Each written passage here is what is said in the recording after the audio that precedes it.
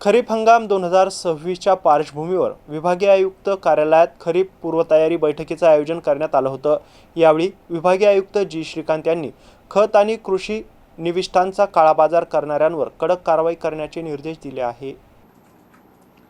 यंदा संभाजीनगर महसूल भागात जवळपास 49 लाख हेक्टर क्षेत्रावर पेरणीचे नियोजन करण्यात आले असून खतांचा पुरेसा साठा उपलब्ध असल्याने शेतकऱ्यांना खत आणि बियाणांची कमतरता भासणार नसल्याची ग्वाही कृषी विभागाने दिली आहे। अल निनोच्या संभाव्य परिणामांच्या पार्श्वभूमीवर शेतकऱ्यांना पाण्याचा काटकसरीने वापर, ठिबक सिंचन, दुष्काळ सहन करणारी पिके आणि पीक विमा यांचा अवलंब करण्याचं आवाहनही करण्यात आलंय। विभागीय आयुक्त कार्यालय झालेल्या खरीप पूर्वतयारी बैठकीत छत्रपती संभाजीनगर, जालना, बीड, लातूर, परभणी, हिंगोली, नांदेड आणि धाराशिव जिल्ह्यांचा सविस्तर आढावा घेण्यात आला। यावर्षी खरीप हंगामासाठी विभागात 49.44 लाख हेक्टर क्षेत्रावर पेरणीचे नियोजन करण्यात आले।